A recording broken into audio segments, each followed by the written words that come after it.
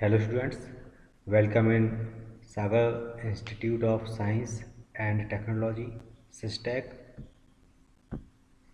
Department of Electrical and Electronics, Semester 3rd, Subject Electrical Measurement and Instrumentation, Subject Code EX303, Topic Electro Dynamometer Type Instruments.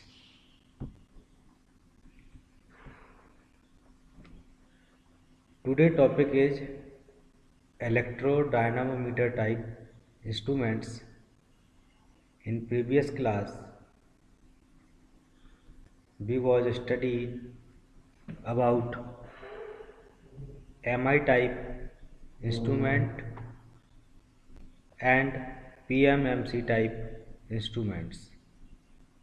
Today topic is about electrodynamometer type instruments. The electrodynamometer is a transfer type instrument. A transfer type instrument is one that may be calibrated with a DC source and then used without modification to measure AC. This requires the transfer type instrument to have same accuracy for both DC and AC.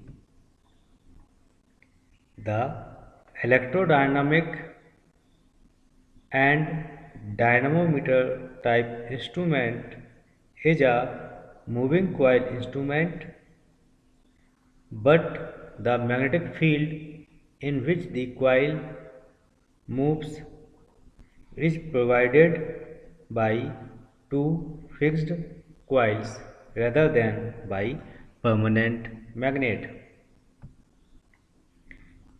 The schematic diagram of electrodynamic instrument is shown in figure in next slide. Electrodynamometer type instrument transfer type instrument होते हैं। Transfer type instrument वह instruments कहलाते हैं जिनको DC supply पर calibrate किया जाता है। डीसी सप्लाई पर उनको कैलिब्रेट मतलब जब इंस्ट्रूमेंट्स बन जाता है तब उसके स्केल की रीडिंग को स्टैंडर्ड इंस्ट्रूमेंट्स से कैलिब्रेट करना पड़ता है। सपोज सेम रेटिंग की डीसी वोल्टेज हमने स्टैंडर्ड इंस्ट्रूमेंट्स पर अप्लाई किया, तब उस पर जितना वोल्टेज आएगा वही डीसी सप्लाई हम इलेक्ट्रोडायनमोमीटर टाइप इंस्ट्रूमेंट्स को भी देंगे। तब जितना स्टैंडर्ड मीटर का रीडिंग आई वही रीडिंग आपकी इलेक्ट्रोडायनमोमीटर टाइप इंस्ट्रूमेंट्स की भी कहलाएगी। इस तरीके से हम यह प्रोसेस 2-3 बार करते हैं, तब वो इंस्ट्रूमेंट्स कैलिब्रेट हो जाता है और उसके अकॉर्डिंग हम इलेक्ट्रोडायनमोमीटर टाइप इंस्ट्रूमेंट्स के स्केल की रीडिंग लेते हैं। This require the transfer type instrument to have same accuracy for both DC and AC. Transfer type instruments में एक्यूरेसी चाहे वो डीसी सप्लाई पर सर्किट काम कर रहा हो या एसी सप्लाई पर सर्किट काम कर रहा हो, दोनों की एक्यूरेसी सेम होती है। इलेक्ट्रोडायनमोमीटर और इलेक्ट्रोडायनामिक टाइप इंस्ट्रूमेंट्स में मूविंग कॉइल होती हैं, लेकिन जो मैग्नेटिक फील्ड है, मैग्नेटिक फील्ड इसमें परमानेंट मैग्नेट की हेल्प से नहीं बनाई जाती। मैग्नेटिक फील्ड को इलेक्ट्रोडायनोमीटर टाइप इंस्ट्रूमेंट्स में इलेक्ट्रोमैग्नेट की हेल्प से प्रोड्यूस की जाती है। और इलेक्ट्रोडायनोमीटर टाइप इंस्ट्रूमेंट्स कैसे काम करता है यह हम नेक्स्ट स्लाइड में देखेंगे।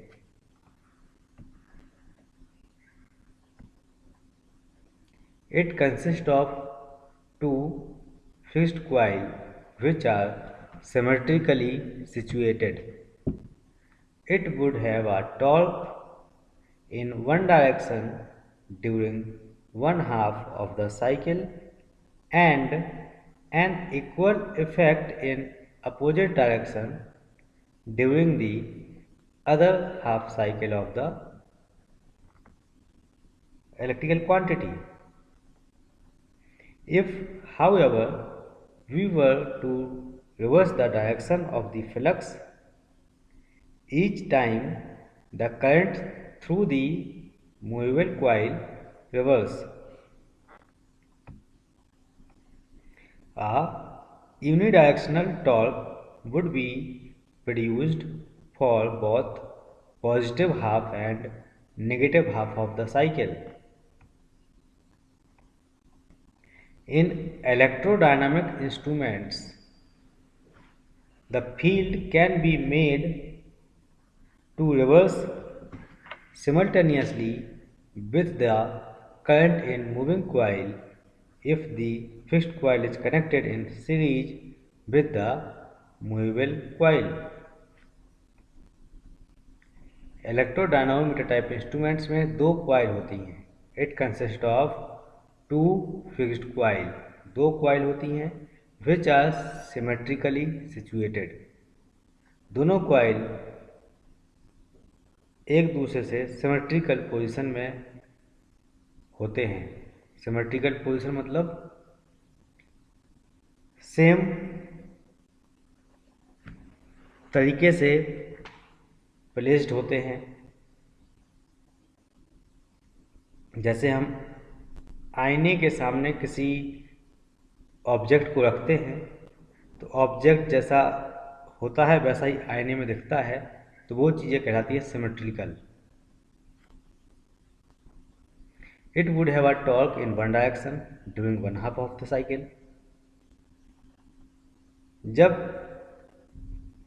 एसी सप्लाई का एक हाफ साइकिल आता है तो उसकी जो टॉर्क डेवलप होगा वो एक डायरेक्शन में होगा, और जब सप्लाई की वेवफॉर्म का जो साइकिल है वो चेंज हो जाएगा तो उसका टॉर्क अपोजिट डायरेक्शन में प्रोड्यूस होगा। सपोज मान के चलते हैं कि जब पॉजिटिव हाफ साइकिल आएगी तब टॉर्क वन डायरेक्शन में है, और जब नेगेटिव हाफ साइकिल आएगी तब टॉर्क उससे जस्ट अपोजिट डायरेक्शन में प्रोड्यूस होगा। If however we were to reverse the direction of the flux, जब हम फ्लक्स की डायरेक्शन को चेंज करते हैं each time the current through the moving coil reverse, moving coil में जो करंट फ्लो हो रहा है वह भी रिवर्स हो जाता है। Unidirectional torque would be produced for both positive and negative half of the cycle.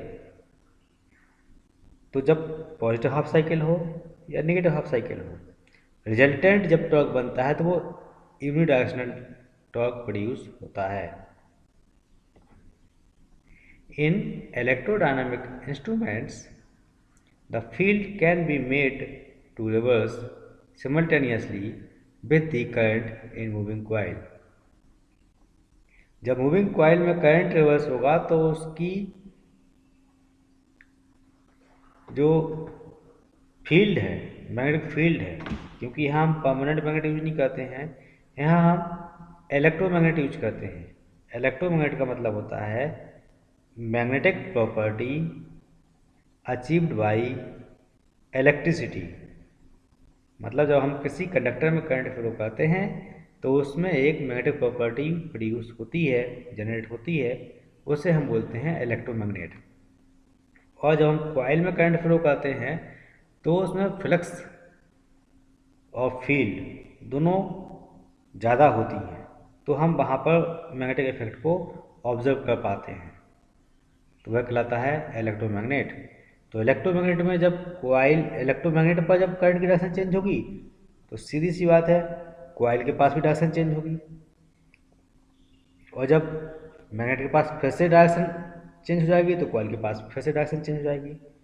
तो रिजल्टेंट जो फ्लक्स बनता है वो दोनों में यूनिडायरेक्शनल बनता है और उसका यूनिडायरेक्शनल टॉर्क मिलता है, जिसकी वजह से पॉइंटर मूव करेगा।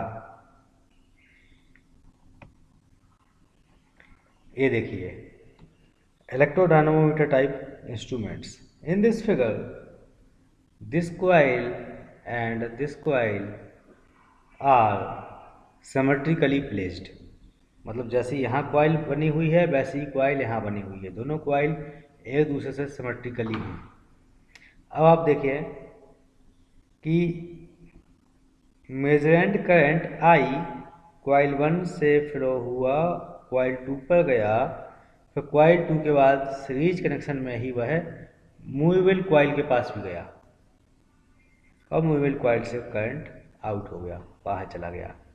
तो जो करंट की डायरेक्शन कॉइल 1 पर होगी वही कॉइल 2 पर होगी, वही मूविंग कॉइल पे होगी। अगर ये डीसी है तो तीनों में सेम करंट फ्लो होगा, अगर यह एसी है तो तीनों में सेम टाइम पर positive half cycle, same time पर नेगेटिव हाफ साइकिल फ्लो होगा, जिससे सिमल्टेनियसली जो हम बात कर रहे हैं कि सेम इंस्टेंट पर जो रिजल्टेंट टॉर्क प्रोड्यूस होगा वह यूनिडायरेक्शनल रहेगा। यहाँ पर ए वाली कॉइल और ए वाली कॉइल दोनों coil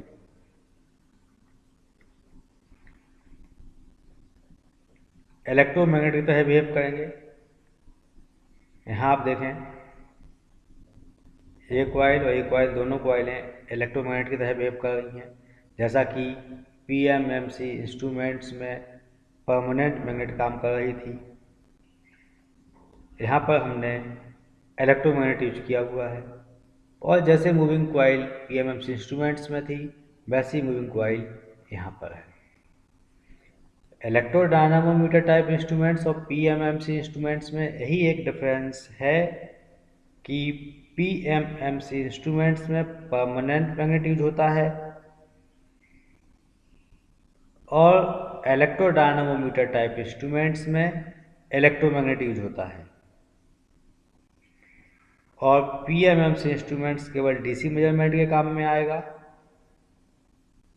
इलेक्ट्रोडायनामोमीटर type instruments AC and DC दोनों मेजरमेंट में यूज होगा।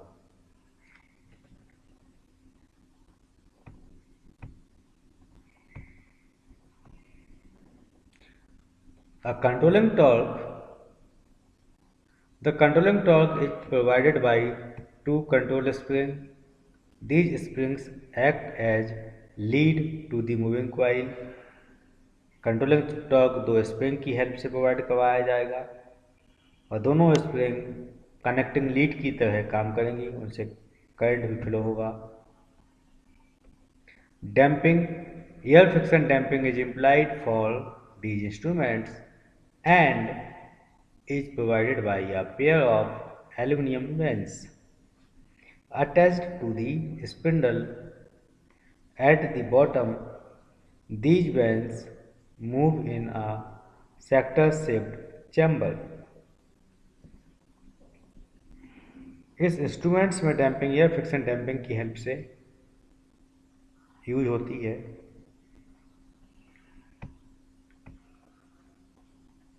Torque equation of electrodynamometer type instruments. let I1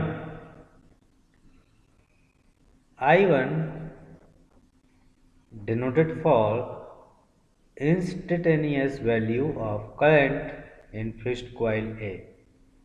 fixed coil A की instantaneous value I1, I2 instantaneous value of current in the moving coil B. Moving coil का जो part B है वहां की instantaneous value I2, L1 self inductance of fixed coil, fixed coil का self inductance L1, L2 self inductance of moving coil L2, M mutual inductance between fixed and moving coil, flux linkage of coil 1 psi 1 equal to L1 I1 plus Mi2,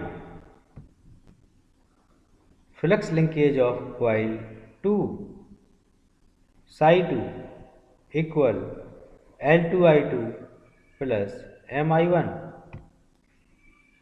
electrical input energy. Now again repeat this denotations.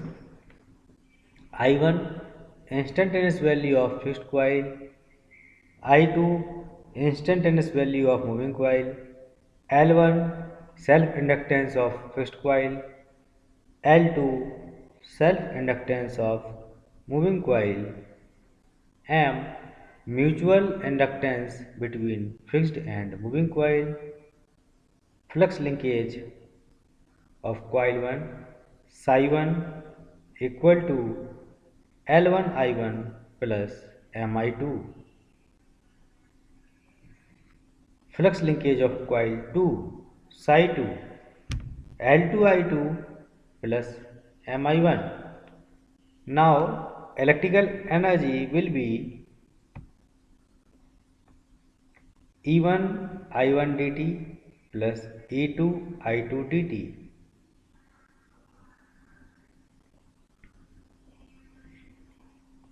equal to I1 d psi 1 plus I2 d psi 2.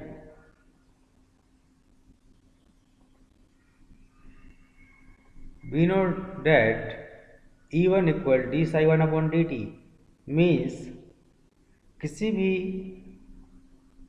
Coil पर EMF induced तब होता है जब वहां पर changing nature का flux produce हो।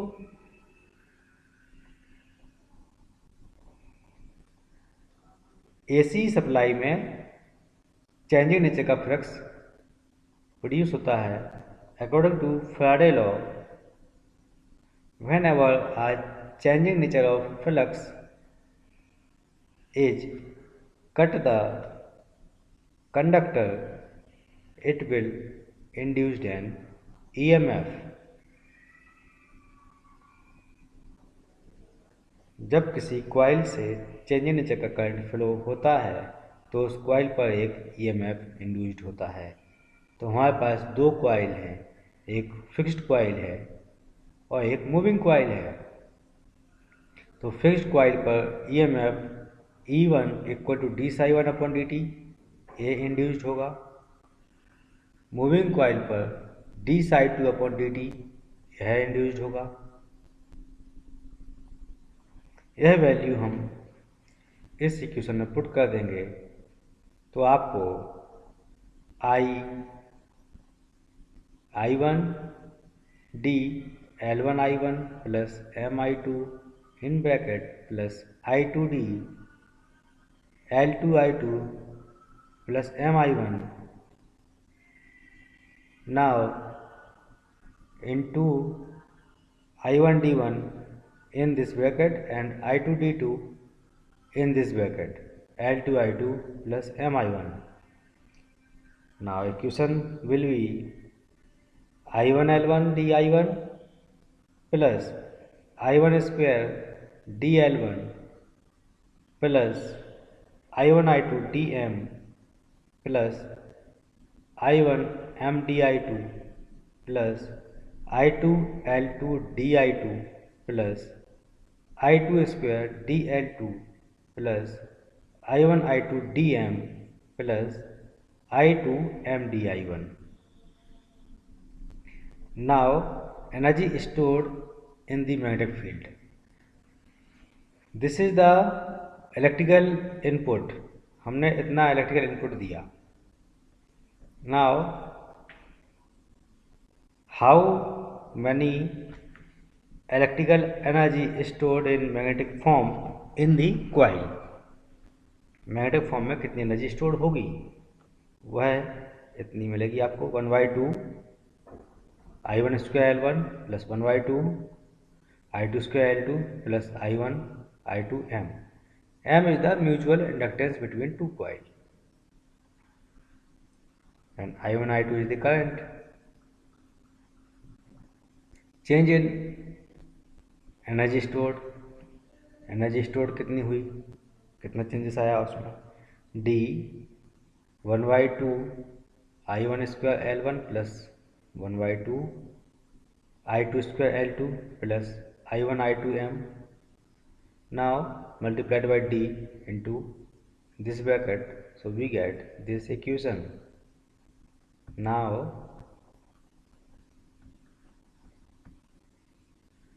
from the principle of conservation of energy, total electrical input equal to change in energy stored plus mechanical energy. Instruments को हमने टोटल इलेक्ट्रिकल एनर्जी इनपुट दिया, तो इस टोटल इलेक्ट्रिकल एनर्जी में से कुछ अमाउंट मैग्नेटिक एनर्जी या हम चेंज ऑफ एनर्जी के फॉर्म में स्टोर होगी और कुछ एनर्जी मैकेनिकल फॉर्म में यूज हो जाएगी. मैकेनिकल फॉर्म में यूज होने का मतलब मूविंग कॉइल मूव करेगी, जिससे पॉइंटर मूव करेगा और आपको रीडिंग डिफ्लेक्शन आपको मिलेगा पॉइंटर के थ्रू, तो वह मैकेनिकल एनर्जी कहलाएगी. और मैग्नेटिक एनर्जी या चेंज इन एनर्जी स्टोर, कितनी एनर्जी स्टोर हुई है, वह कॉइल के पास शेप्ड मैग्नेटिक फील्ड के फॉर्म में स्टोर होगी. The mechanical energy can be obtained by. अब मैकेनिकल एनर्जी कितनी आएगी, यहाँ से यदि हम इस क्वेश्चन से देखते हैं तो how to find mechanical energy in this equation? Simple, magnetic stored energy subtracted from electrical input energy. यदि हम इलेक्ट्रिकल एनर्जी में से इस एनर्जी को माइनस कर दें, इक्वल के दूसरे साइड जब कोई चीज़ जाता है तो माइनस हो जाता है, तो इलेक्ट्रिकल एनर्जी में से मैग्नेटिक एनर्जी माइनस हो जाएगी, तो आपको मैकेनिकल एनर्जी मिल जाएगी. Therefore, mechanical energy is 1/2 I1 square dL1 plus 1/2 I2 square dL2 plus I1 I2 dm.